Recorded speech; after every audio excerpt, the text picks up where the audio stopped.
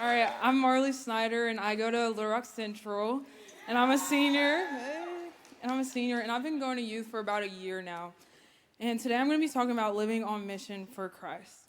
So I've been through my own journey of faith. If I'm being real with y'all, I haven't always had it together.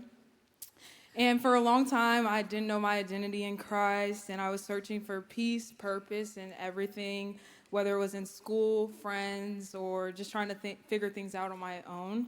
But when I tell you none of that worked, none of it worked. And the more I searched in wrong places, the emptier I felt. And it wasn't until I turned to Jesus is when I really found true peace, real purpose, and a real sense of who I am.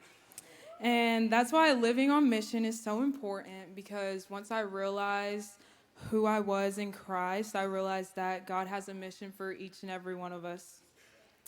So what does it mean to live on mission? We hear that phrase a lot in church, but what does it look like in real life? It's not about going somewhere far away or doing something huge. Sometimes it's as simple as being faithful right where we are and with the people God has placed in our lives. In Matthew 28, 19 through 20, it says, Jesus said, "Go and make disciples of all nations."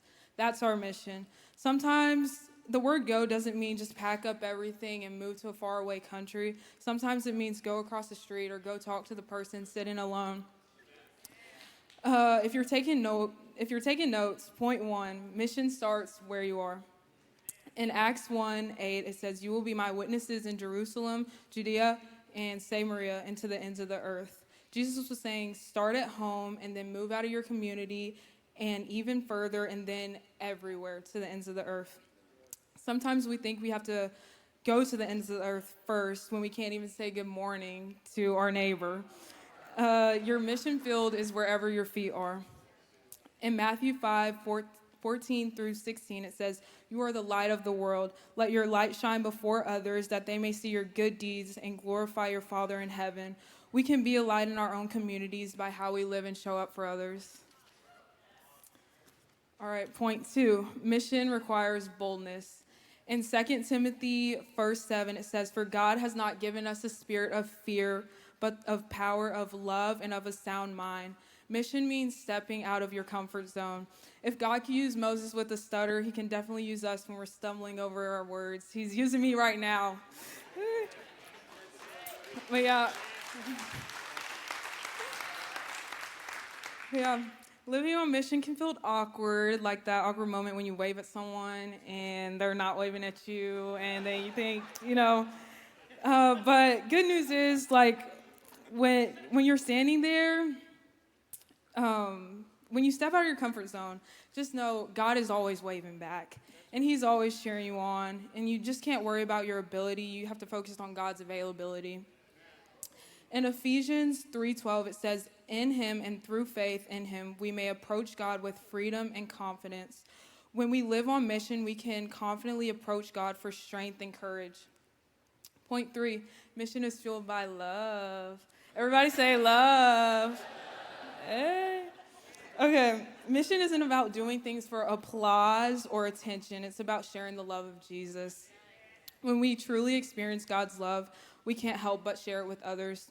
Mission starts where you are. It takes boldness, and it is always powered by love. Let me tell you all about a time when someone lived on mission for me.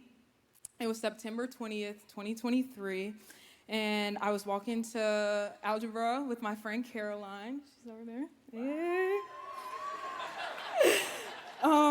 And she just asked me if I wanted to come to youth and come to church. And I was nervous, y'all, and I had so many questions running through my mind, I was like, what is it going to be like? Like, will I even fit in? Like, do I even know people there?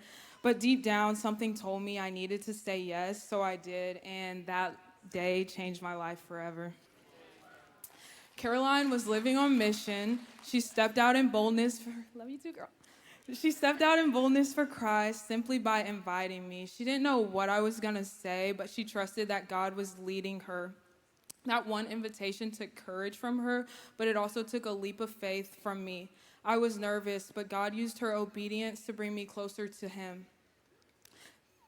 That's what living on mission looks like. It's fueled by love, and it's as simple as being willing to reach out even when it feels uncomfortable.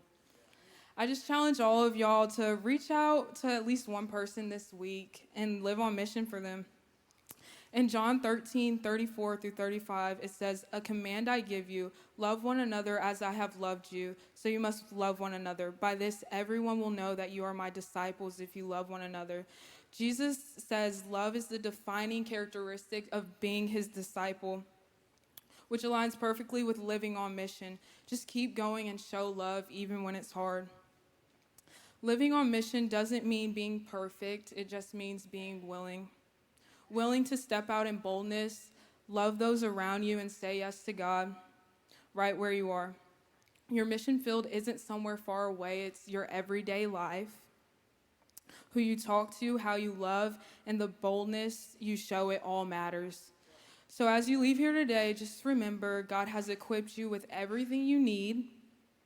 You're called to make a difference right now, right where you are. So go live on mission and be the light this world needs.